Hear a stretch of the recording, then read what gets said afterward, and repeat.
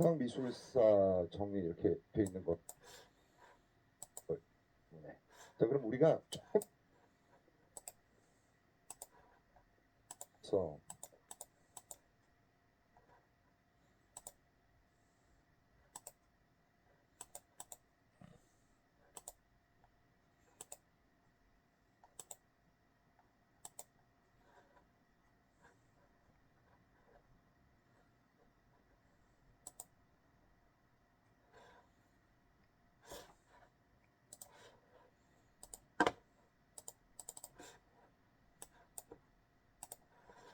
프린트 다 받으셨죠? 그렇습니다. 오늘 프린트 보시면 서양미술사 정리 이렇게 돼 있는 거 있죠. 이제 이 중에서 이렇게 돼 있으면 그냥 이렇게 넘어가지 마시고 왔다 갔다 하면서 그림을 좀 찾아서 보시는 건 어떨까 싶어요. 그림 찾아서 보시면 좋지 않습니까? 여러분 정서에도 좀 도움이 되고 제가 리트 수업하면서 생긴 습관이 있는데 그래서 미술관 찾아가는 습관이 생겼어요. 그래서 뭐 자주는 못 가도 그래도 몇 달에 한 번 정도는 가게 되더라고요. 관심이 생기고 뭐 이렇게 되더라고요. 사람이 알면 관심이 생기지 않습니까? 시험에 좀 자주 나오는 형태는 회화로 보면은 그 맨 처음에 3페이지에 보시면 그 바로크 미술이 좀 자주 나오는 편이에요. 그 중에서도 이제 카라바조는 워낙에 유명하죠. 그래서 뭐 카라바조, 렘브란트 이런 사람들 그림은 어떤 형태인지 좀 보시는 게 좋을 것 같고요. 카라바조하고 렘브란트입니다. 그렇죠. 그 다음에 이제 근대 미술은 쭉 있는데 저희 뭐 바로 이제 프린트 4페이지 보시면은 그 19세기 중엽의 사실주의 이제 뭐 저희 한번 보셨죠. 그래도 역시 이 동네는 가장 중요한 건 인상주의, 신인상주의, 후기인상주의. 그 인상주의 전체가 다 중요하고 그래서 만의 그림도 좀 보시고요. 르누아르 그림도 좀 보시고 모네 그림도 좀 보시고 드가 그렇죠. 그다음에 쉐라, 시냐, 고흐, 고갱, 세잔. 근데 한 명이 빠졌죠. 중요한 사람이 빠졌습니다. 마티스 그림도 보셔야 돼요.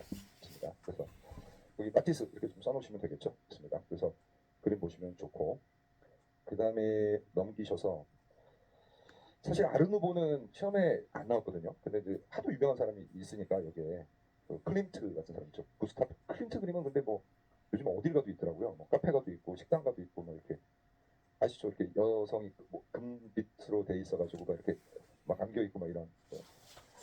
그다음에 이제 가우디도 워낙에 또 유명하죠. 건축가 가우디 얘기하는 겁니다. 그리고 현대 미술은 당연히 이제 입체주의에서 피카소하고 브라크가 좀 자주 나오고요. 그 다음에 좀 여러분들 많이 못 보셨겠지만 그 미레파도 좀 나오는 편입니다. 미레파는 이탈리아 중심인데 사실 여기는 회화도 회화지만 조각이 특히 보치오니의 조각이 꽤 유명합니다. 그래서 그 조각 작품 같은 거 한번 보시는 것도 괜찮고요. 그냥 넘어가셔서 8페이지에 정말 자주 나오죠. 그렇습니다. 초현실주의입니다. 초현실주의. 저희 리트에서는 프리다 칼로가 나왔죠. 근데 역시 프리다 칼로 나왔을 때도 초현실주의는 기본적으로 뭐 잠재의식, 무의식, 좀 거기 많이 맞춰져 있으니까요. 그래도 이 동네에서 가장 시험에 자주 나오는 분은 르네 마그리트입니다. 그래서 그 밑에 마그리트 르네라고 되어 있는 르네 마그리트 그림, 이렇게 페이지망 기법. 르네 마그리트 그림은 보시면 참 좋아할 수밖에 없지 않을까? 뭐 제가 워낙에 좋아해서 그런가. 하지만 좋습니다. 그다음 밑에 보시면 추상주의, 그래서 칸딘스키, 그다음에 몬드리안 나와 있는 그 부분, 바로 아래 있죠. 뜨거운 추상, 차가운 추상 이렇게 되는 부분.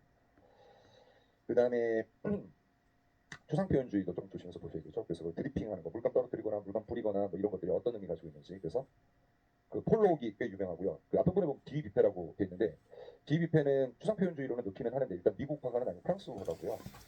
여기 디 비페 그림은 약간 어떤 느낌이냐면 여러분 그 유치원 가시면 유치원 맨 뒤에 그 어린애들이 그려놓은 그림 있지 않습니까? 그걸 똑같이 그려요. 디 비페가. 그래서 완전 추상은 아니고요. 굉장히 앙포르멜 헤어라고 해서 형식 좀 깨고 굉장히 원시성이 많이 강조된 그런 그림이에요. 역시 보시면 좀 좋을 것 같고요. 그 다음에 극사실주의 그렇습니다. 그래서 유명한 그 페노비츠 그림도 조금 한번 찾아보시면 도움이 될 것 같다. 이겁니다. 그 다음에 이제 9페이지에 보시면 팝아트는 당연히 뭐 라우셴버그나 앤디 워홀 같은 사람들도 역시 조금 보시면 좋고 그 다음에 밑에 비디오 아트 그래서 그 유명한 백남준 근데 백남준은 여기만 걸리는 게 아니라 뒤에 보시면 해프닝하고 퍼포먼스 행위예술 뭐 이런 거하고도 다 걸려 있어요. 그래서 개념 정도는 좀 숙지하시는 게 좋고 유명한 화가들 누가 있는지 근데 딴 거 다 떠나서 인상주의 화가들 그림은 다 보셔야 되고요. 초현실주의 화가들도 보시는 게 좋고 르네 마그리트는 수능에도 한 두세 번 나왔죠. 그렇습니다. 그러니까 르네 마그리트 그림 보시는 게 좋고 르네 마그리트는 여러분 생각보다 우리 생활에 굉장히 깊숙이 들어와 있어요. 그래서 그 이제 그 전에도 한번 말씀드렸지만 미야자키 하야오 같은 사람이 르네 마그리트의 그림을 영향을 많이 받고 실제로 미야자키 술래잡기 하요의 그 작품에 보면 르네 마그리트에서 저거 모티브가 거기서 왔겠다 이런 것들도 꽤 있습니다. 그러다 보니까 이제 보시는 게 좋다 말씀드릴게요. 자, 오늘 첫 번째 지시부터 보겠습니다. 얘부터 볼게요. 자, 우리가 이 제시문 이해하기 위해서 계속 여러분들이 이제 이걸 앞으로 계속 보시게 될 거죠. 계속 보시게 될 텐데 이게 이제 무슨 의미인지를 이해하시는 게 좀 중요하죠. 자, 처음에 그 갑자기 곡식 더미 얘기가 나왔어요. 그렇습니다. 두 톨이면 만 톨이면 많이 써이면 더미를 입는다. 근데 한 톨만으로 더미가 안 된다면 한 톨 더 못 된다고 한들 여전히 더미로 보기 어렵고 이런 식이라면 만 톨이라도 더미로 보기 어렵지 않겠는가? 그다음에 이제 결과적으로 더미의 역설이라는 거죠. 이 더미 역설이라는 게 이제 그런 거 아니겠습니까? 언제부터 더미로 봐야 되냐? 그거죠. 언제부터 우리가 더미냐? 근데 우리가 더미를 확정을 해놓으면 어떤 문제가 생기는 거죠? 그 더미에서 하나를 빼거나 하나를 더할 경우에 이제 문제가 생기는 거죠. 그래서 이게 뭐냐면 이제 연쇄논법 퍼즐이죠. 연쇄논법이에요. 연쇄시키는 거죠. 그러니까 여기서 연쇄시킨다는 건 그 뒷부분에 이 아래 문단에 나오지만 비슷한 인상을 연쇄시키는 거죠. 이렇게 연쇄시키는 겁니다. 그래서 도처에서 발견되는데 역사적으로 헬레니즘 시대에 회의론자들이 스토아파의 이 독단적 인식론 그렇습니다. 여러분 이 말 자체가 조금 어감이 안 좋죠. 독단적 인식론을 공격하는데 주요한 역할을 했다 이거예요. 근데 아직도 그 우리 시험에서 그 인식론과 관련해서요. 인식론 이렇게 있으면 여러분들이 이제 고등학교 때 인식론 하면 보통은 이제 뭘 배우시냐면 대륙의 합리론 요거 얘기 조금 아침에 해보겠습니다. 대륙의 합리론. 그 다음에 이제 두 번째 배우는 게 이제 영국의 경험론이거든요. 영국의 경험론 두 개인데 여러분 이거는 그리스 시대 때부터 있었던 거예요. 인식의 근거를 뭘로 할 거냐. 그래서 이 얘기를 조금 더 자꾸 우리가 나오는데 여러분들이 그 제시문을 여러 개 읽으면 여러 개의 제시문이 사실 내적으로 쭉 연결돼 있다는 걸 알면 제가 제시문 볼 때마다 이거 이미 봤던 건데 그러니까 올해도 마찬가지예요. 올해도 여러분들 리트 시험장에 들어가셔서 철학교 시험 보시거나 윤리학 시험 보면 사실은 처음 보는 것 같지만 따지고 보면 이미 기출 문제를 풀면서 했던 내용이 그냥 등장인물만 바뀌고 소재만 좀 바뀌고 기본적으로 같은 얘기를 한다는 걸 알 수 있어요. 자, 무슨 얘기인지를 잠깐 좀 말씀 좀 드려보면 여기는 이 인식이라는 게 내가 인식을 하려면 경험을 해야 된다고 얘기하지 않습니까? 그러니까 내가 어떤 인식을 얻으려면 이제 제가 반드시 경험을 해야 된다. 그렇죠? 내가 경험이라는 게 없으면 기본적으로 나한테는 이 인식이라는 게 존재하지 않는다. 근데 여기서 얘기하는 경험이라는 건 기본적으로 감각 경험을 얘기하는 거죠. 근데 꼭 제가 직접 볼 필요는 없는 거죠. 보거나 듣거나 뭐 이러면 되는 거죠. 간접 경험까지를 포함해서. 근데 이제 우리가 이런 형태의 인식을 보통 우리가 귀납이라고 부르지 않습니까? 근데 이 귀납은요, 이제 첫 번째로 이게 검증 가능하다는 그 장점이 있죠. 검증 가능하다. 내가 눈에 본 거니까. 근데 얘는 또 가장 큰 문제점 중에 하나가 뭐냐면 사실은 이제 개연성이 떨어진단 말이죠. 죄송합니다. 이 개연성밖에 없는 거죠. 개연적 참인 거죠. 필연적 참이 아니지 않습니까? 사실 이제 그러다 보니까 항상 요게 문제인 거죠. 요게 개연성, 요게 문제인 거죠. 그러니까 항상 요 동네는 경험 이런 것들이 모여가지고 이제 이 중에게 해당하는 것들 이런 것들이 이렇게 그 일반 이론을 구성을 하기 때문에 여기는 세계관은 확장은 있지만 항상 이제 개연성이 좀 떨어진다. 그러니까 여기는 뭘 부정합니까? 당연히 절대적 진리를 부정하죠. 왜냐면 여기서는 모든 진리가 항상 어떤 위치에 놓이는 거예요. 그렇죠? 여기는 잠정적 참의 진리만 놓이는 거죠. 임시적 참인 거죠. 언제든지 깨질 수 있어요. 감각 경험에 의해서. 그래서요, 여러분 경험론자는요 기본적으로 회의론자예요. 그렇게 따지면 화살표를 준다면 이렇게 줄 수 있겠죠. 경험론자는 회의론자이지만 회의론자가 경험론자인 건 아니에요. 그러니까 기본적으로 회의론이 뭐죠? 확실한 게 없다고 생각하는 거예요. 그렇죠? 그러면 우리가 확실한 인식을 획득하려면 어떻게 해야 될까? 그렇습니다. 서로 이제 반대되는 측면이 이렇게 있는 거죠. 여기는 대륙의 합리론은 이 둘의 굉장히 큰 차이가 뭐냐면 이거지 않습니까? 우리가 잘 알고 있는 거. 이 본유적 관념, 뭐 통상적으로 이렇게 서dom적 관념 이런 거, 제일 대표적인 거 신, 영혼, 그다음에 이제 예전에 우주 그 자체, 세계 그 자체, 자유지 뭐 이런 되게 다양한 표현들 있죠. 자, 이거를 여기서는 기본적으로 영국 경험론은요, 이 본유적 관념이라는 거는 기본적으로 뭐를 보는 거예요? 본유적 관념. 이거 이제 부정하죠. 이런 거 없다고 얘기하죠. 그러니까 뭐 신도 마찬가지고 영혼도 마찬가지죠. 신이랑 영혼은 뭐의 대상이 아니니까 당연히 경험 속으로 안 들어오죠. 경험할 수 없잖아요. 그럼 뭐요? 당연히 인식 못하는, 경험하지 못하면 인식하지 못하니까. 근데 여기서 약간 유의하셔야 될 거는 그럼 이 동네 사람들은 신과 영혼에 대해서 부정적 입장이냐. 그러니까 이런 부분을 조금 유의를 하셔야 되는 거죠. 뭐냐. 신이 있냐, 영혼이 있냐에 관해서는 이 동네의 기본적인 입장은 뭐죠? 불가지. 모르겠다예요. 모르겠다. 하지만 나는 뭐요? 신념을 가지고 있다. 신과 영혼이 있다는 믿음이 있다. 이거예요. 내가 모르겠다고 얘기하는 거하고 내가 그걸 믿고 있다고 얘기하는 건 전혀 다른 차원인 거죠. 신이 있냐 없냐? 저한테 물어보면 모르겠다. 그렇지만 나는 신이 있다고 믿는다. 그래서 나는 신이 있다고 하는 전제하에 나의 행동도 통제하고 법도 만들고 나는 뭐라고 얘기하는 거예요? 치는 있다고 얘기하는 겁니다. 있다는 걸 내가 안다. 그럼 보세요. 이 동네는 기본적으로 이제 뭐가 와요? 이렇게 7초에 참인 던제가 오는 거죠. 그냥 이건 참이야. 그렇죠? 그리고서 일부를 이렇게 뗀단 말이죠. 이렇게. 그래가지고 우리가 이걸 뭐라고 부릅니까? 이런 식의 사고방식을 연역이라고 부르죠. 자, 그러면 이제 궁금한 게 뭐냐면 이게 참이라 그랬잖아요. 그럼 이렇게 우리가 물어볼 수 있어요. 이게 몇 참이냐고 물어볼 수 있어요. 참이라고 가정했으니까. 그렇죠? 이게 몇 참이냐고 물어보면 이 동네는 이걸 몇 참이라고 대답을 하냐면 놀라운 거죠. 그냥이라고 해요. 그냥 참이라고 얘기합니다. 이렇게 얘기하면 이렇게 얘기합니다. 조금 근데 그냥이라 그러면 조금 없어 보이지 않습니까? 그래서 조금 더 있어 보이는 단어로 바꾸겠습니다. 그냥이라는 말을. 이게 왜 참이지? 그러면 이게 참이라는 건 나의 직관에 의해서 얻은 거기 때문에 이렇게 표현하면 됩니다. 다르게 표현할까요? 이게 왜 참이냐면 내가 이게 참이라는 걸 깨달았기 때문에 더 세련된 단어로 얘기해볼게요. 이게 왜 참이냐면 도저히 의심할 수 없는 나의 이성의 작용에 의해서 얻은 결론이기 때문에 이렇게. 그렇죠? 그러면 더 다른 말로 또 할 수 있어요. 이게 왜 참이냐면 나의 이데아가 이게 참이라고 가르쳐주기 때문에 이렇게 얘기할 수 있어요. 근데 이거를 그냥이라고 그러니까 이 인식 이렇게 획득된 인식은요. 기본적으로 이 인식은 이게 참이라는 건 어떻게 획득되는 거야? 어떻게 보면 산업적으로 획득되는 거야. 여기까지 되셨죠? 이게 왜 참이냐고? 그냥 참이야. 내가 이걸 참이라는 걸 확신하고 있어서 참이야. 근거를 대봐. 내가 이성적 사유를 했는데 내 이성적 사유의 결과 이데아가 이게 참이라고 가르쳐주고 있어. 그렇게 가는 거죠. 그럼 여러분 이 말을 마음에 들어요? 마음에 안 들잖아요. 이게 그냥 참이라는 거. 그럼 나 이거 공격해야 될 거 아닙니까? 어디 입장에서? 영국의 경험론 입장에서. 그래서 뭐라고 공격하는 거야? 독단, 독단, 이런 이렇게 가는 거죠. 근데 만약에 이게 참이지 않습니까? 그러면 이 동네는요. 뭐가 있냐면 이렇게 되는 거죠. 인식의 연결에 뭐가 주어지죠? 필연성이 주어집니다. 필연성이라는 게 주어지죠. 이게 참이기만 하면 그 다음에 나오는 것들은 전부 다 어떻게 되는 거야? 당연히 참이 되는 거죠. 전체가 참인 부분이 참이니까. 그렇죠? 그래서 이제 사실은 어, 왠지 이쪽 말이 맞을 것 같지만 실제로는 꼭 그런 건 아니에요. 왜냐면 이 계열 있죠. 대륙 합리론 계열. 첫 번째 누구죠? 플라톤입니다. 플라톤부터 시작이에요. 합리론은. 그다음 누구로 넘어갑니까? 데카르트로 넘어갑니다. 그렇죠? 그 다음에 누구로 넘어갑니까? 여기는 헤겔 같은 사람들로 넘어가요. 뭐가 강조되는 거예요? 이성, 관념 이런 거죠. 세계는 곧 관념, 관념이 곧 세계 이렇게 바라보는 거죠. 그러면 이 동네는 누구부터 시작합니까? 이 동네는 좀 약간 유의하셔야 될 게 아리스토텔레스가 회의주의자라는 건 아니에요. 상대적으로 아리스토텔레스는 누구에 비해서? 요 플라톤에 비해서 경험을 굉장히 많이 강조합니다. 경험을 굉장히 강조하고 그다음에 현실 세계를 굉장히 좀 강조를 많이 하죠. 근데 이게 누구로 쭉 연결되는 겁니까? 여기 로크나 버클리나 흉 이런 사람들로 연결이 되는 거죠. 경험론자들로. 근데 이제 인식론적 관점에서는 여기서는 뭘 가지고 싸우고 싶은 거냐면 이제 모든 것이 상대적이냐 아니면 우리가 절대적 기준이라는 걸 수립할 수 있냐 이것과 유사하게 시험에 너무너무 많이 나왔지만 그래도 몇 가지 기출의 예를 가지고 말씀을 드려보면 예를 들어서 예전에 나왔던 것 중에 상위선이라는 개념이 있어요. 이걸 잠깐 말씀을 좀 드려보면 이건 기본적으로 인식론의 논쟁이지만 이 동네는 이 인식론 논쟁을 어디까지도 끌고 갈 수 있냐면 물리학까지도 끌고 갈 수 있어요. 그럼 이 동네 우리가 절대적 기준이라는 걸 수립할 수 있냐? 이거 인식론적과 연결되는 겁니까? 여기 로크나 버클리나 흉 이런 사람들로 연결이 되는 거죠. 경험론자들로.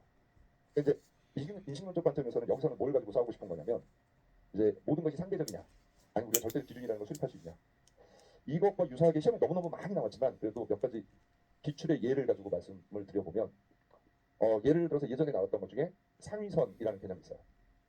이걸 잠깐 말씀을 좀 드려보면 이건 기본적으로 인식론의 논쟁이지만 이 동네는 이 인식론 논쟁을 어디까지도 끌고 갈 수 있냐면 윤리학까지도 끌고 갈 수 있어요. 그럼 이 동네는 어떤 결론에 도달하게 되면 절대적 윤리 같은 거, 절대적 정의 같은 건 없고 도덕도 절대적인 건 없고 모든 도덕은 항상 잠정적 성격을 가지고 있고 모든 도덕은 좀 상대적이고 상당히 소피스적인 측면이 좀 있어요. 반면에 요 윗동네는 뭘 세울 수 있다고 얘기하는 거예요? 도덕의 기준을 세울 수 있다고 얘기를 하는 거죠. 뭐가 맞냐? 각각의 장단점이 있는 거죠. 첫 번째는 대륙의 합리론적 관점을 취하게 되면 도덕의 기준이 절대적으로 확립되게 되고 그럼 시간과 공간에 따라서 도덕의 변화를 인정할 수 없기 때문에 경직됨이 생기겠죠. 반면에 여기로 가게 되면 시대와 장소에 따라서 도덕이 바뀐다는 걸 인정하기 때문에 도덕의 기준이 사라지게 되고 그러면 보편적 이성에 입각해서 도덕적 행위라고 볼 수 없는 것들도 도덕의 범주로 들어올 수 있기 때문에 또 역시 문제가 지나친 도덕상들이 무정부주의로 흐를 수 있다. 이런 그런 게 있다라는 겁니다. 그래서 철학사로 봐서는 굉장히 큰 싸움이죠. 사실 이 동네를 우리가 나중에는 이제 과학이라는 이름으로 표현을 하기 때문에 이 동네가 정통파 철학인 거죠. 여기는 과학적인 측면이 좀 강하고. 자, 그럼 보도록 하겠습니다. 더미 역설과 같은 역설 그런 게 있다. 도덕적 행위라고 볼 수 없는 것들도 도덕의 시간과 공간에 따라서 도덕은 항상 잠정적 성격을 가지고 가지고 있고 모든 도덕은 좀 상대적이고 상당히 소피스적인 측면이 좀 있어요. 반면에 요 윗동네는 뭘 세울 수 있다고 얘기하는 거예요? 도덕의 기준을 세울 수 있다고 얘기를 하는 거죠. 뭐가 맞냐? 각각의 장단점이 있는 거죠. 첫 번째는 대륙의 합리론적 관점을 취하게 되면 도덕의 기준이 절대적으로 확립되게 되고 그럼 시간과 공간에 따라서 도덕의 변화를 인정할 수 없기 때문에 경직됨이 생기겠죠. 반면에 여기로 가게 되면 시대와 장소에 따라서 도덕이 바뀐다는 걸 인정하기 때문에 도덕의 기준이 사라지게 되고 그러면 보편적 이성이 입각해서 도덕적 행위라고 볼 수 없는 것들도 도덕의 범주로 들어올 수 있기 때문에 또 역시 문제가 지나친 도덕 상대 무정부주의로 흐를 수 있다. 이런 보편적 이성이 입각해서 도덕적 행위라고 볼 수 없는 것들도 장소에 따라서 도덕이 바뀐다는 걸 인정하기 때문에 도덕의 기준이 사라지게 되고 그러면 보편적 이성이 입각해서 도덕적 행위라고 볼 수 없는 것들도 도덕의 범주로 들어올 수 있기 때문에 또 역시 문제가 지나친 도덕 상대 무정부주의로 흐를 수 있다. 이런 그런 게 있다라는 겁니다. 그래서 타락사라고서는 굉장히 큰 싸움이죠. 사실 이 동네를 우리가 나중에는 이제 과학이라는 이름으로 표현을 하기 때문에 이 동네가 정통파 철학인 거죠. 여기는 과학적인 측면이 좀 강하고. 자, 그럼 보도록 하겠습니다. 더미 역설과 같은 역설 그렇습니다. 더미 역설하고 똑같은 걸 그냥 찾으시면 되는 거죠. 얘는 사실 이렇게 추론이라고 돼 있는데 사실 얘는 맥락 추론입니다. 맥락을 추론하라는 거죠. 여러분 더미 역설이 뭐죠? 이런 거잖아요. 999개가 더미냐? 그럼 제가 아니야 1000개부터 더미야. 그러면 1000개와 999개와 1001개가 과연 1000개는 더미라고 하고 999개는 더미가 아니라고 얘기하고 1001개는 더미라고 얘기하는 게 맞냐 이거야. 그럼 꼭 이런 얘기하면 어떤 학생들이 계시냐면 이런 학생들이 계시거든요. 근데 선생님 1000개를 더미라고 역석을 했으면 999개까지는 더미가 아니고 1001개부터 더미인 거 아닙니까? 뭐 그렇게 볼 수 있죠. 근데 그거는 우리가 뭐 하는 거예요? 이성적으로 기준을 세우는 거고 여기서는 대상의 인식과 관계돼 있어요. 그러니까 내 앞에 세 개의 대상이 놓여 있는 거죠. 하나는 999, 하나는 1000, 하나는 1001. 그러면 하나는 더미가 아닌 거고 두 개는 더미인 거죠. 그럼 저한테 물어보는 거죠. 저 세 개 중에 무엇이 더미가 아닌가? 그럼 저는 그 구별할 수 있다 없다? 구별할 수 없다라는 거죠. 왜냐하면 내가 아무리 기준을 세웠어도 그 기준과 그 기준보다 하나 빠지는 거, 하나 많은 것 자체가 거의 비슷한 이상을 가지고 있으면 제가 애초부터 세웠던 처음에 세웠던 기준, 그 기준이 과연 명확한 기준이라고 할 수 있는가? 우리는 기준이라는 걸 과연 세울 수는 있는 것인가? 근데 좀 이따 보시겠지만 스토아들의 기본적인 입장은 기준은 있고 있어야 한다. 그런 거죠. 그걸 공격하려면 어떻게 돼요? 그 기준과 거의 비슷한 것을 갖다 댐으로써 네 기준에 따르면 이거는 아니고 이거는 맞는데 우리가 이거 어떻게 뭐 그런 거 있었잖아요. 옛날에 뭐그 코로나 시기에 그렇죠. 이제 도시 근로자 합의 소득 10%한테 이제 우리가 재난금을 준다. 재난 보조금을 준다. 10%한테 준다는 건 무슨 뜻입니까? 상위 10%를 조금만 초과하면 안 준다는 뜻이고 뭐 한 10.1%만 못 받는 거죠. 그다음에 9.9%는 받는 거죠. 그럼 9.9, 10, 그다음에 10.1 사이 도대체 무슨 차이가 있냐? 10.1은 항의할 거 아닙니까? 아니 얘가 더 잘 살아. 제가 고기도 더 많이 먹고 저 집은 아들이 아르바이트해가지고 우리 집보다 사실 여유가 더 있어. 이런 식이라는 거죠. 기준은 뭐다? 세우기 어렵고 실질적으로 세운다는 게 무의미하다. 일제 대표적인 게 이제 이런 거라는 거죠. 태세우스의 배. 그렇죠? 이거를 우리식으로 바꾸면 뭐 이런 거 아닙니까? 경복궁에 앞에 담벼락이 있는데 이게 조선시대 만들어진 거야. 그래서 의미가 있는 거야. 근데 담벼락 하나의 벽돌이 떨어져 나가서 그거를 현대의 것을 바꿔 꼈어. 두 개가 떨어져 나가서 바꿔 꼈어. 근데 그 벽돌이 총 1000개 정도로 되어 있어. 근데 그게 왜 의미가 있다고요? 조선시대 거라서 의미가 있어. 근데 그걸 현대 것으로 막 바꾸기 시작했어. 그러면 언제까지가 그거를 진정한 의미의 조선시대 거라고 볼 수 있고 언제부터가 사실상 그것은 더 이상 조선시대 것이 아니라고 볼 수 있냐 이거야. 우리가 만약 기준으로 500개를 세웠다. 그러면 499개 할 때까지는 조선 거고 500개부터는 아니고 501개부터는 현대 것이고 벽돌 3개 차이, 1개 차이인데 기준이 뭐다? 의미가 없는 거 아니냐. 같은 걸 찾으시면 되니까 이거를 찾으시면 되니까 똑같은 논리예요. 그래서 그렇습니다. 학생 한 명이 어저께 이거는 왜요? 이렇게 질문하는 학생이 있었는데 5번은 애시당초 이 그래프는 크게 상관이 없죠.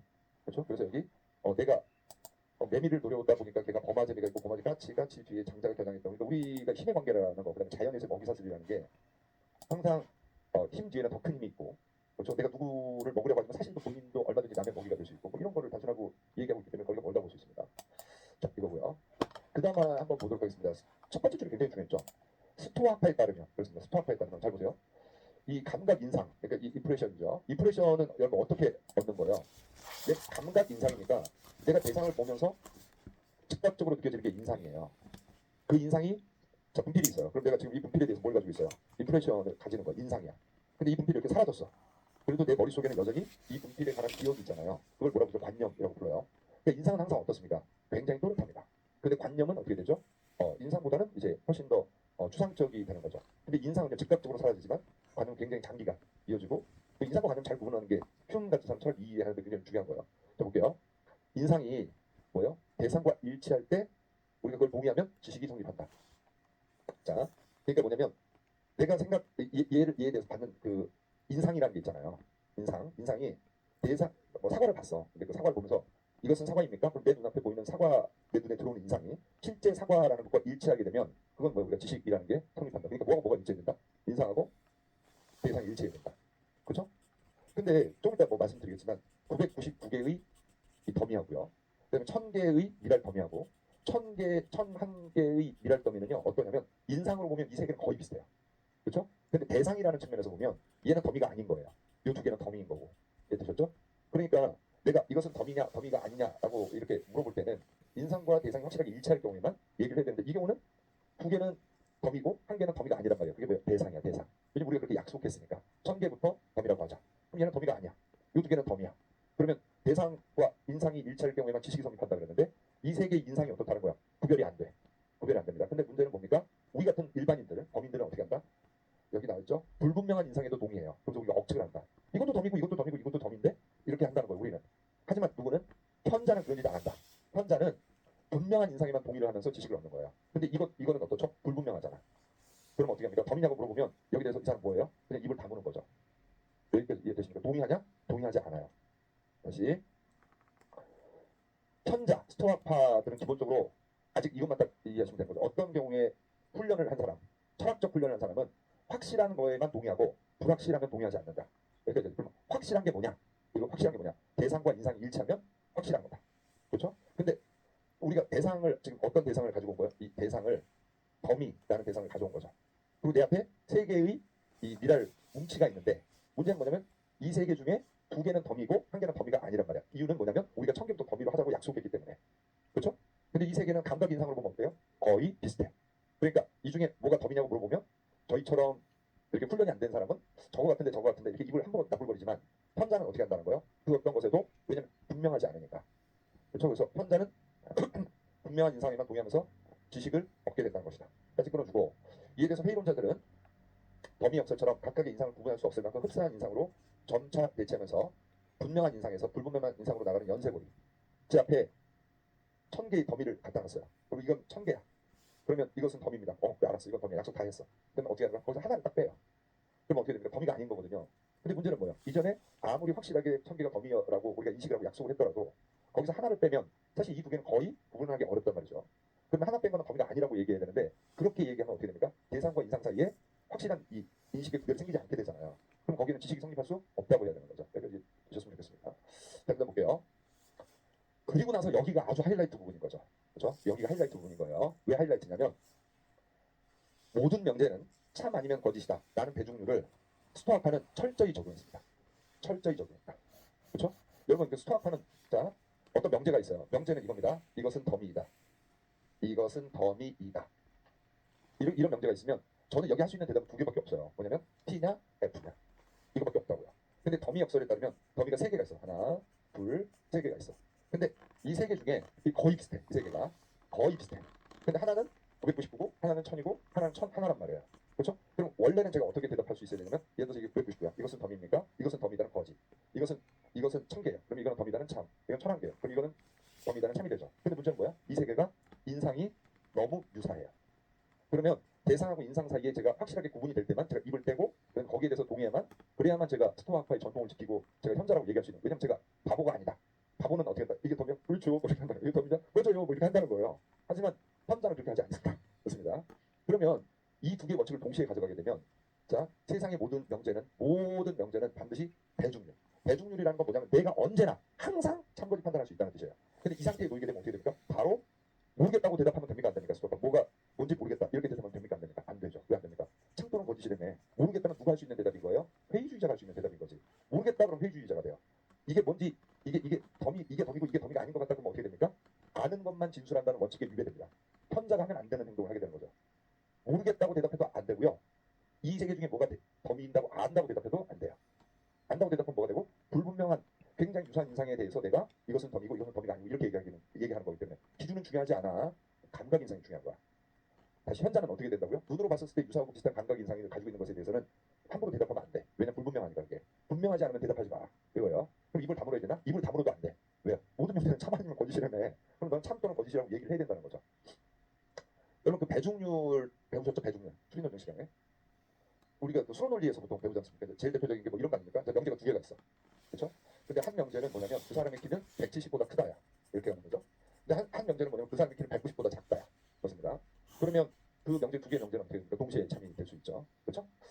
반면에 이제 어떤 게 있다. 그래서 사실은 제 후배 얘기를 해드리겠습니다. 그리고 여기 있는 여학생들, 남학생들은 항상 이 말이 좀 중요하다는 거 아셔야 돼요. 아침에 우리가 교훈을 한번 얻어보겠습니다. 제 후배 중에요. 약간 KFC 할아버지 같이 생긴 애가 하나 있어요. 머리 까만 KFC 할아버지. 체형도 비슷해. 술을요 말도 못하게 좋아합니다. 20대 때 그 친구랑 저랑 둘이서 소주 8병 먹었거든요. 앉아가지고. 아니, 저는 반 병을 못 먹었어요. 저는 한 2잔 먹었나? 2잔 반 먹었나? 남은 걔가 다 먹었습니다. 앉은 자리에서. 제가 직접 목격한 거예요. 그리고 나서 그날 비가 굉장히 많이 오는 날이었는데 갑자기 자기 할 일이 있다고 7병 먹고 밖에 나가서 막 춤추고 놀다가 비 오는데 뭐 자기가 그런 친구에서 노는 거 좋아하고 술 좋아하고 통통해가지고 사람 좋아요. 너무 착한 후배입니다. 근데 얘가 결혼을 해서 한 17년 정도가 됐는데 사람 저렇게 바뀌나 싶더라고요. 왜냐면 일단 술을 거의 안 먹어. 그 술 좋아하는 애가. 노는 것도 거의 안 놀아요. 정말 일만 해. 그리고 이제 뭐 하냐면 애들하고 놀아주고 와이프한테 진짜 최선을 다하고 사람이 그렇게 가정적이에요. 근데 걔가 그래도 좀 좋아하는 시간이 있는데 어떤 시간이냐면 애들 좀 저녁에 이제 애들 아직 어린데 하지 않습니까? 그럼 와이프한테 찌개 좀 끓여줘 아니면 뭐 안주거리 좀 해줘 그래가지고 집에서 이제 식탁에 앉아가지고 와이프랑 소주도 한 잔 먹고 많이 안 먹고 와인도 있으면 좀 먹고 그 여러분들이 생각하는 어떻게 보면 이상적인 결혼 생활 뭐 그런 걸 하고 있는 거예요. 근데 안 됐다 보면 이제 이런저런 얘기를 하지 않겠습니까? 근데 어느 날 와이프가 얼굴을 쳐다보면 진지하게 이렇게 얘기를 했다는 거예요. 뭐냐면 야 우리가 결혼한 지 벌써 17년이 됐네 여보. 나는 근데 지난 17년의 결혼 생활 동안 단 한 번도 행복했던 적이 없었던 것 같아 라고 얘기했어요 와이프가. 그 얘기를 듣고 제 후배가요 엄청난 정신적 충격을 받았어요. 그때는 그냥 넘어갔는지 모르겠는데 제 앞에 찾아왔어요. 고민이 있다는 거야. 고민이 뭐니 그랬더니 어저께 와이프랑 앉아서 술을 먹으면서 얘기를 하는데 와이프가 지난 17년의 결혼 생활 동안 단 한 번도 행복했던 적 무슨 인형이 집에 나오는 노라잖아요. 그 다음 스텝은 뭐야? 나는 더 이상 행복하지 않아. 그리고 집을 나가야 되잖아. 그리고 이 친구는 굉장히 그 충격을 받은 게 뭐였냐면 자기는 그동안 뭐 했냐는 거예요. 17년 동안 자기 오로지 가족을 위해서 살았는데 도대체 그동안 나는 뭐 할까? 뭐 한 걸까? 자기의 살아온 삶에 대한 허무함, 굉장히 아내에 대한 서운함, 막 이런 게 범벅이 돼가지고 어찌할 바를 모르더라고요. 멘탈이 약한 애도 아닌데. 근데 그런 말들은 멘탈 나가게 돼 있어요. 그래서 제가 그랬죠. 네가 와이프 말을 좀 오해하는 것 같다. 왜 오해하냐고 대답을 한번 얘기를 했냐면 지금 뭐라고 받아들인 거예요? 행복하지 않다를 어떻게 받아들인 거죠? 불행했다. 이렇게 받아들인 거야. 행복하지 않은 불행한 거 아닌가? 그렇지 않죠, 여러분. 그죠? 사람 삶의 행복의 에어리어가 한 요 정도 되면 불행은 이쯤 위치해 있는 거죠. 그래서 사실은 행복과 불행 사이에는 굉장히 많은 공간이 있어요. 그러니까 제 생각에 여러분 행복한 게 뭐죠? 행복이 뭘까? 행복하다. 언제 행복해? 행복이 언제 행복합니까? 어? 언제 행복해? 네? 네? 잠잘 때 또 언제? 네, 이게 여러분들 제가 시청할 때도 한번 말씀드리는 게 행복하다를 사람들이 어떻게 정의하냐면 행복을요 이렇게 적극적으로 정의하는 경우가 되게 많아요. 적극적으로 정의한다. 그러니까 학생들한테 물어보자. 요즘에 학생들한테 물어보면 제일 슬픈 대답이 뭔지 알아요? 그 얘기 들으면 좀 슬프더라고. 언제 행복해? 잠잘 때요. 얼마나 잠을 못 잤으면 그러니까 안쓰럽더라고요. 근데 보통 어때요? 자 볼게요. 우리가 언제 행복하냐면 이럴 때 행복하잖아요. 리트 공부할 때도 여러분 약간 이거를 머릿속에 두시는 게 좋아요. 그러면 언제 행복하지? 그러면은 뭐 생일 선물을 받았을 때. 언제 행복하지? 내가 원하는 대학교에 입학했을 때.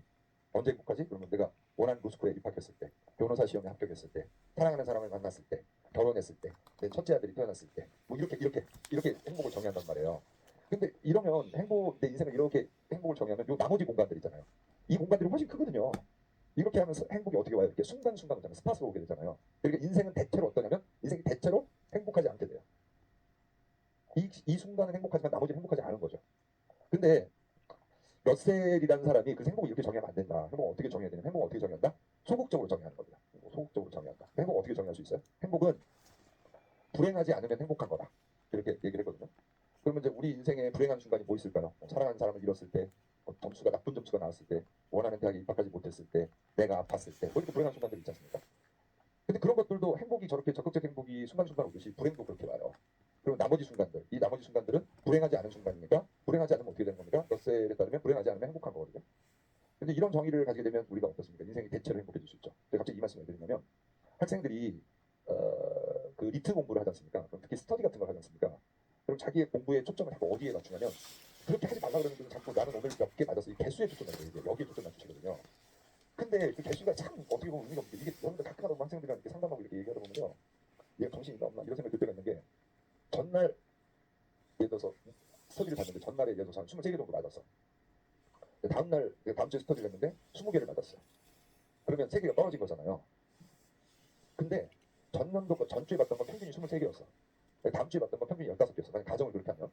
그러면 전주에 봤던 거는 평균은 똑같이 맞은 거고 다음 주에 맞은 거는 평균보다 5개를 더 맞은 거거든요. 그러니까 다음 주 시험을 훨씬 더 잘 본 거죠. 근데 제일 그냥 개수가 중요한 거야. 23개 평균 이런 거 모르겠고 그냥 많이 맞추는 게 중요한 거야 무조건. 그 다음에 지식문 남기는 것도 조금 남기고 다툰 날은 기분 좋은 거야. 그리고 많이 남기면 기분이 나쁜 거야. 힘들고 내가 실력이 안 늘고 있는 거 같고. 근데 많이 남긴 날이 중요해요. 조금 남긴 날이 중요해요. 많이 남긴 날이 중요한 거잖아. 아니, 목표지 신문이 많은 날이 중요한 날인 거잖아. 그날 내가 이제 뭔가 대비해야 될 게 많고 뭔가 공부해야 될 게 많고 뭐 이런 거잖아요. 그러니까 자꾸 피상적인 거 보시면 안 되고 그다음에 리트지 신문요 보시다 보면 남하고 제발 비교하지 마시고요. 정말 그거는 진짜 제가 여러 번 당부드립니다. 여러분의 길을 가세요. 여러분의 길 가라는 게 어저께보다 좀 나아졌나? 지난주보다 좀 나아졌나? 모르는 거를 오늘도 저희들 이제 제시문에서 저희들 이제 이거 끝나고 나서 좀 이따가 뭐 저런 거 하잖아요. 오늘 아마 마지막 그 62페이지, 62번, 65페이지 보시면 그 62번 문제 있잖아요. 62번 문제. 65페이지 62번 문제는 저희가요 벌써 한 5번 정도 풀었던 유형이에요. 그러니까 제가 이렇게 푸는 걸 좀 유의하세요. 이렇게 하시는 게 중요합니다. 그러면 그거 보세요. 좀 이따 말씀드릴게요. 62번의 4번 선택지를 읽어보면 이렇게 돼 있거든요. 미래에 도착하는 사람이 내놈과 미래에 있던 내놈이 동일한 메모를 가질 수 있다고 가정하면 그걸 끊어줘야 돼요. 여기서 현재주의자는 A에 유래되는 일이 발생하지 않았다고 주장할 수 있겠고 그러면요. 보기 안 보고도 이건 무조건 틀린 선택지예요. 그냥 틀렸어. 그냥. 왜 그냥 틀렸죠? 현재주의자 안에는 시간여행이 가능하다는 견해와 시간여행이 불가능하다는 그러니까 시간여행이 불가능하다는 다수 견해와 시간여행이 가능할 수 있다는 소수 견해가 있기 때문에 두 개의 견해가 포함되어 있잖아요. 그럼 뒤에 서술어가 뭐가 붙든지 간에 무조건 틀리게 되는 거예요.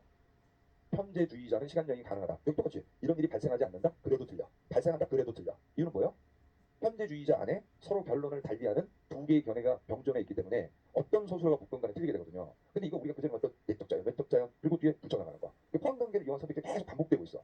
근데 그럼 이걸 틀리는 거는 내용을 이해 못하는 게 아니란 말이에요. 기본 내용보다 훨씬 더 중요한 게 있는 거죠. 뭐가 중요한 거? 선택지의 구조 자체를 내가 근데 자꾸 그 내용을 이해 못한다는 공포와 두려움에 휩싸이면 쉽게 아주 쉽게 풀 수 있는 문제도 이게 이미 메탈이 나가 있고 그러면 이제 틀리게 자꾸 되는 거죠. 그렇습니다. 그래서 이제 여러분들 좀 이따 뭐 이 문제를 풀 때도 또 뭐 그런 얘기를 말씀 좀 드리겠습니다만 항상 여러분들이 이제 뭐를 생각을 하셔야 되냐면 스터디에서 자꾸 남하고 비교하려고 하지 마시고 자기를 자꾸 들여다보려고 하셔야 되고 그 다음에 지심을 읽어가는 자기의 과정 이런 거에 초점 좀 많이 맞추셔야 돼요.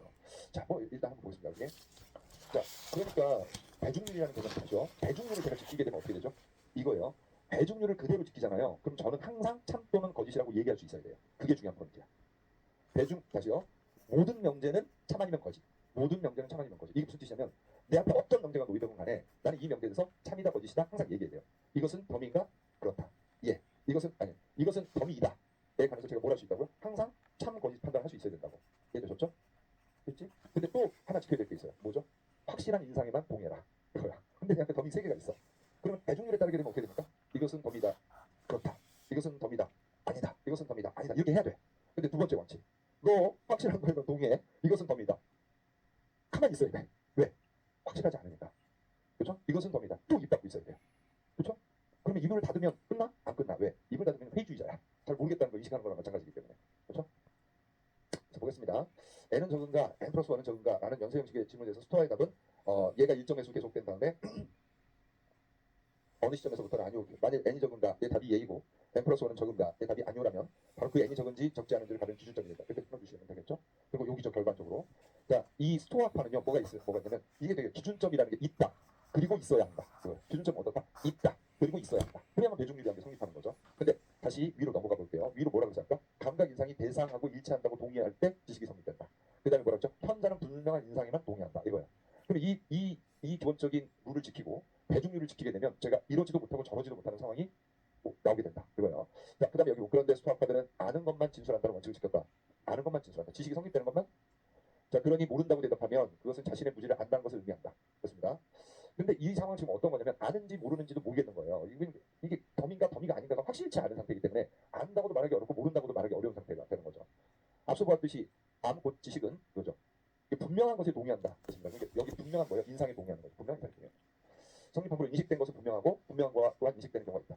그래서 모른다는 답은 불분명하다와 다름없는데 스토아파에서는 이는 다시 n이 적은가가 불분명하다는 것이 분명한 때나 쓸 수 있는 답이다. 자, 하지만 여기 결과적으로 여기 가장 중요한 거 저희가 이제 뭐냐면 분명한 인상이 있어. 그러니까 범위 이제 뭐 1000개의 일할 범위를 갖다 놓고 이것은 범위야. 알아서 이 정도 되면 돼. 오케이 알았어. 근데 거기다가 한 개를 더하거나 한 개를 빼면 어떻게 되냐면 사실은 불분명해지는 거죠. 비슷하니까 거의 이게 그렇습니다. 그런 대답 찾기 저희가 하기가 곤란해진다. 그렇습니다. 그러면 49번 문제 보도록 하겠습니다. 역설은 기준점을 알 수 없을 때도 있다는 것을 보여준다고 했습니다. 얘는요, 사실상 이 여기다 있는 회의주의자들의 뭐에 해당되는 거죠? 회의주의자들의 의도 내지는 어떻게 보면 이걸 전체 논지라고 볼 수도 있죠. 그 다음에 두 번째 선택지에서는 굉장히 중요한 게 이제 키워드, 이게 침묵 정책인데 마지막 문단에서 이 단어 계속 반복됩니다. 그래서 결과적으로 스토아파들이 어디로 가게 돼요? 침묵으로 가게 된다. 회의주의자들의 어떤 의도대로 따라가게 된다. 그 다음에 기준점의 존재, 첫 번째 기준점 있습니다. 기준점의 존재에 대해서 스토아파의 철저한 확신은 뭐예요? 배중률 때문에 생기는 거다. 기준점이 있어야 배중률이 있는 거고 배중률이 있다는 건 기준점이 있다는 뜻입니다. 그렇죠? 자, 그 다음에 4번 보겠습니다. 배중률을 고소하더라도 아는 것만 말한다는 원칙을 양보한다면 그럼 배중률을 고소하면 어떻게 되죠? 반드시 제가 뭘 얘기했는데요. T 또는 F라고 인식하고 확실하게 이 T 또는 F라는 걸 알아야 된다는 거죠. 이해되셨죠? 근데 더미 역설은 뭐가 더미 역설입니까? 세 개의 더미가 감각 인상을 구분하기 어려워서 제가 참이라고도 말할 수 없고 거짓이라고도 말할 수 없는 상태를 만들어 놓는 거예요. 그런 상태에서도 내가 배중률을 고수하게 되면 더미 역설이라는 건 반드시 생기게 되는 거예요. 더미 역설이 왜 생기나요? 그렇죠? 그러니까 더미 역설이 생기는 이유는 뭐냐면 배중률을 공격하기 위해서 그런 거예요. 배중률이 뭐죠? 나는 이것이 참인지 거짓인지 알 수 있다고 얘기할 수 있어야 돼. 항상 참 또는 거짓 이 두 개밖에 없죠. 어떤 선택지는 나한테 없는 거예요? 이게 참인지 거짓인지 모르겠다. 이런 선택지는 스토아에게는 존재할 수 없어. 누구에게는 그게 있을 수 있습니까? 회의주의자들한테는. 그러니까 스토아 입에서 어떤 소리가 나오도록 만드는 거예요? 이게 참인지 거짓인지 내가 잘 모르겠어. 대답을 모르겠어. 이 소리가 입에서 나올 때까지 조져대고 있는 거죠. 어떻게 하는 거예요? 네가 참인지 거짓, 네가 참이라고 믿는 기준이 있어. 근데 그 기준에서 하나를 더하거나 하나를 빼면 네가 가지고 있는 기준이라는 게 얼마나 이상한 기준인지 알게 될 거야. 그 기준은 늘 상대적인 거야. 이거를 지금 얘기하고 싶은 거란 말이에요.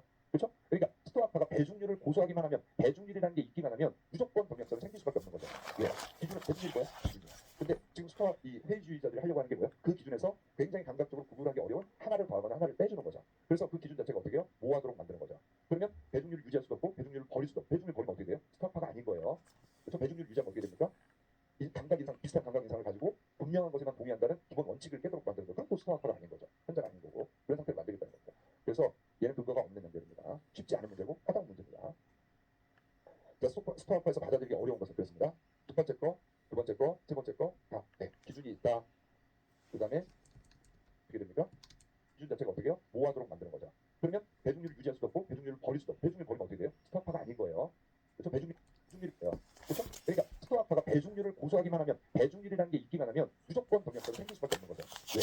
기준은 배중률이 뭐야? 기준이야. 근데 지금 스토아 이 회의주의자들이 하려고 하는 게 뭐야? 그 기준에서 굉장히 감각적으로 구분하기 어려운 하나를 더하거나 하나를 빼주는 거죠. 그래서 그 기준 자체가 어떻게 해요? 모호하도록 만드는 거죠. 그러면 배중률을 유지할 수도 없고 배중률을 버릴 수도 없고 배중률 버리면 어떻게 돼요? 스토아파가 아닌 거예요. 그래서 배중률 유지하면 어떻게 됩니까? 이 감각 이상 비슷한 감각 이상을 가지고 분명한 것에만 동의한다는 기본 원칙을 깨도록 만드는 거. 그건 또 스토아파가 아닌 거죠. 현재가 아닌 거고 그런 상태를 만들겠다는 거죠. 그래서 얘는 근거가 없는 연결입니다. 쉽지 않은 문제고 하단 문제입니다.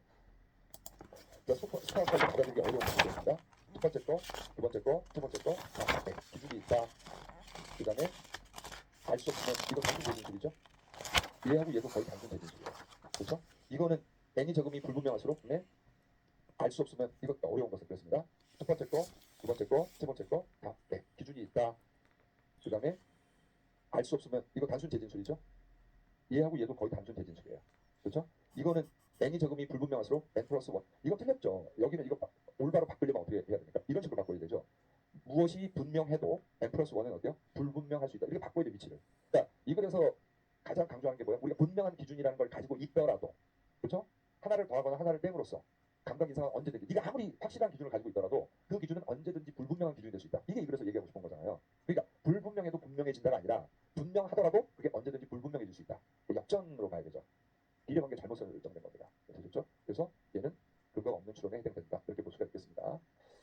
자, 그래서 여기 이제 어떤 얘기가 나옵니까? 침묵, 침묵, 침묵. 그 다음 여기 되게 중요한 게 회의론자들이 있지 않습니까? 뭐하죠? 간단합니다. 판단 중지합니다. 여러분 판단 중지한 다음에 회의론자는 그럼 어떻게 하죠? 그렇죠? 판단을 중지한다는 건 대상에 대해서 뭘 하지 않냐면 분별하지 않는 거야. 분별하지 않는다는 말 다르게 말씀드리겠습니다. 뭐냐면 규정하지 않는다는 거야. 이것은 무엇이다, 무엇이 아니다, 규정하지 않는 거예요. 그러니까 분별하지 않고 규정하지 않으면 이 사람들은 뭐합니까? 그냥 대상을 어떻게 하는 거예요? 대상을 있는 그대로 그냥 주시하고 대상을 있는 그대로 바라보는 거죠. 그냥 바라보는 거야. 뭐하지 않는다? 인간이 가지고 있는 인간의 개념과 관념을 거기에다가 씌우지 않는다. 이해되셨죠? 이런 생각을 하는 사람을 나중에 뭐라고 부르냐면 현상학, 그리고 유동계에 해당되는 사람이 후설이라는 사람입니다. 에드먼트 후설. 후설이 뭐예요? 있는 그대로 바라봐야 된다. 그래야만 우리가 대상에 접근할 수 있다. 우리는 뭐 하면 안 된다고? 분별하지 마. 분별한다는 게 뭐라고요? 그 말씀드린 것처럼 규정하는 거야. 이것은 무엇이다. 이렇게 규정. 이것은 무엇이 아니다. 규정 자체가 의미가 없다. 그러면 왜냐면 규정한다. 야, 이것이다. 이렇게 얘기하는 건 이것이다. 이렇게 얘기하면 뭐가 있어야 되고요? 기준이 있어야 돼. 그거라고 얘기하는 이것이 아니다. 이렇게 얘기하면 뭐가 있어야 됩니까? 역시 기준이 있어야 돼요. 그런데 이 회의론자는 그 기준이 항상 틀릴 수 있고 시대에 따라 변할 수 있고 장소에 따라 변할 수 있고 그러니까 그 기준이라는 게 무의미하고 그럼 무의미한 짓을 하지 말고 그럼 우리가 할 수 있는 일이라는 건 뭐예요? 그냥 대상을 그저 얘기하면 상대성을 인정하는 거고, 그다음에 선입견을 빼내는 것이나 나쁘게 얘기하면요, 그 어떤 관념도 거부함으로써 일반 법칙을 수립하지 못하도록 만들어요. 법칙 수립은 여기가 가능해요. 원칙적으로. 여기는 원래는 안 된단 말이에요. 왜냐면 원래는 안 된다는 게 뭐라고 얘기하는 거야? 내가 법칙을 만들어도 그거는 언제든지 절대적 법칙이라는 게 있을 수가 없는 거죠. 언제든지 깨질 수 있다. 이건 언제든지 부서질 수 있는 거야. 이렇게 얘기를 하는 겁니다. 자, 그 다음에 요거 보겠습니다. 요 제시문 상당히 재밌는 제시문이고, 그 다음에 우리가 또 이해해야 될 점도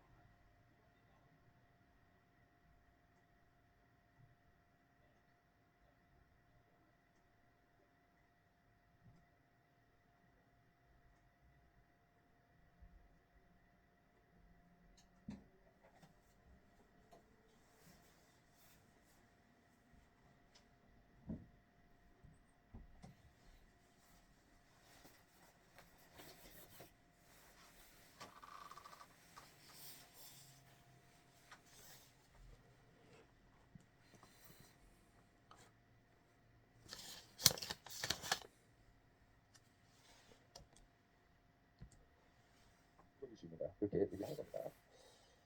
자, 그 다음에 이거 보겠습니다. 이 제시문 상당히 재밌는 제시문이고, 그다음에 우리가 또 이해해야 될 점도 있죠. 제가 이 제시문을 볼 때마다 이 학생들한테 드리는 질문이 있어요. 그럼 여러분들이 제시문을 정확히 논지가 되려 이해 못하는 경우도 꽤 많다는 거 알게 되죠. 여러분 이 글에 나타나 있는 견해는 총 몇 개죠? 그렇죠? 이 글에는 주장이 여러 개 나와요. 근데 쉽게 정리해두면 이렇게 되잖아요. 전통 경제학과 전통 경제학에 대한 비판. 그래서 몇 개가 나오냐면 총 4개의 이론이 나옵니다. 총 4개. 그렇죠? 근데 보통 학생들한테 물어보면 3개라 그래요. 왜 3개? 전통 경제학, 케인즈, 행동 경제학. 근데 덩어리 큰 거 하나를 빼먹은 거야, 자기가. 그렇죠? 그래서 어디서 놓쳤는지 보도록 하겠습니다. 자, 오늘날 경제학은 법적 판단을 내리는데도 적극 활용되고 있다. 그 한 사례가 주주들의 집단 소송에서 경제 이론을 주요한, 자, 경제 이론을 근거로 해서 내린 판결이 베이식사하고 레빈스 사건이 되게 중요한 사건이에요. 베이식사는 뭐였습니까? 인수합병 하나요? 그랬더니 공개적으로 부인하다가 결국 합병했어요. 근데 이게 원래 안 하려다가 합병한 게 아닙니다. 이 글의 내용으로 보면 뭐였죠? 이 사람들이요, 부정공시했어요. 거짓말했다고. 합병, 뒤로는 합병 준비하고 있으면서 합병하나요? 이렇게 물어봤더니 아니요? 라고 대답을 했단 말이에요. 그래서 이 베이식사의 주주들이 뭘 한 거야? 에이, 샀다? 그러면서 어떻게 됩니까?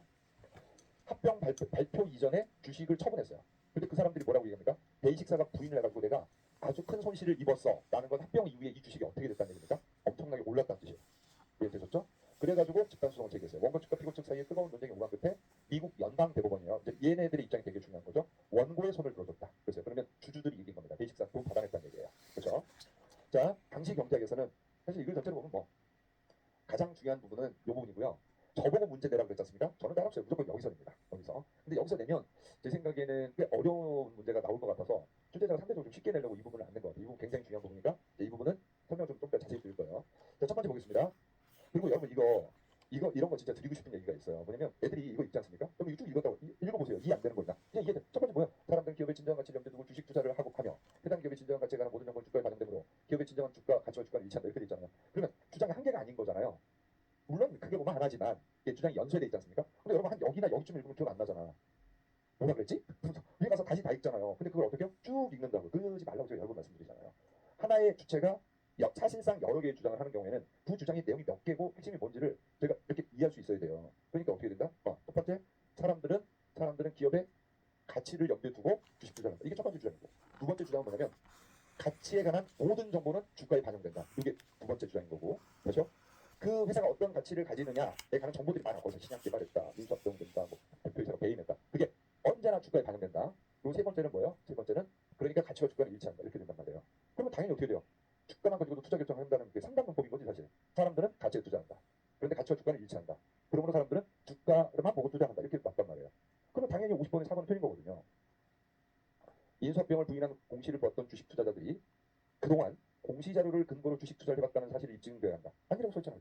공시 주가만 가지고도 투자 결정할 수 있다. 이게 연방 대법원의 입장이잖아요. 근데 이게 여기를 보면 나오는 당연한 비결인 거예요. 이게 어떻게 보면. 예, 되십니까? 그렇죠. 그렇습니다. 자, 첫 번째, 좀 이따 우리 말씀드리겠지만 굉장히 중요한 게 이거예요. 사람들은 기업의 진정한 가치를 주식 투자를 하면, 그리고 이게 뭐라는 거예요? 사람들은 이렇게 써놨잖아. 그러니까 뭐예요? 전칭인 거야. 전칭 긍정명제잖아요. 모든 사람들은 기업의 진정한 가치를 염두에 두고 투자한다잖아. 일부 사람들은 이렇게 안 썼잖아. 이유가 뭐죠? 이렇게 얘기할 수 있는 이유가 뭐죠? 이유는 간단해요. 인간은 합리적 존재이기 때문에 그래요. 이게 뭐라고요? 전제야, 전제. 인간은 합리적 존재라서. 합리적 존재는 어떻게 해요? 가치가 있는 것을 보고 투자하는 거죠. 근데 조금 있다가 행동 경제학의 중요한 전제는 뭐예요? 인간은 합리적이지 않다가 아니라 인간은 때로는 굉장히 비합리적이다. 이렇게 얘기하는 거죠. 그러니까 이거 못 받아들이는 거죠. 그렇습니다. 자, 그럼 가지고 계속 보겠습니다. 이 이론의 현실에 항상 성립하는지 아니면 오랜 기간에 걸쳐서 근사적으로만 성립하는지에 대한 논란이 있었지만 기본 취지는 많은 학자들의 동의를 얻었다. 그 다음에 누구 나옵니까? 자, 여기죠. 연방대법원은 주식시장이 모두에게 열려 있다면 이 이론을 법적 판단에 적용할 수 있다고 한다. 이런 상황에서 사람들은 주가만 가지고도 투자 결정을 내린다고 볼 수 있으므로 베이식사가 합병 과정을 공개하지 않음으로써 투자자로 하여금 잘못된 결정을 하게 하여 그 다음에 보면 뭐라고 있습니까? 손실을 입게 했다고 추정할 만한 충분한 합리적 근거가 있다는 것이 연방대법원의 판단이었다. 이 판결은 그다음 여기죠. 이후에 사실 이게 되게 중요해요.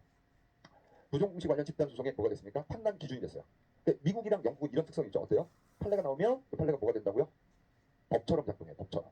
그 법을 그 전에 판례를 법적으로 판결에서도 원용할 수 있고 그걸 가지고 이렇게 주장할 수도 있고 우리나라도 하죠. 근데 우리나라는 기본적으로 판례에 뭐가 없어요. 법적 구속력이 없다고요. 근데 얘네는 판례 법적 구속력을 준다고요. 판례가 어떻게 작동한다고? 법원처럼 작동합니다. 법원. 그러니까 소스, 리소스가 되는 거예요. 자, 그다음 보겠습니다. 이는 결국 기업의 진정한 가치에 관한 중요한 정보의 공시와 관련된 분쟁에서 자 갑니다. 여러분 부정 공시를 하잖아요.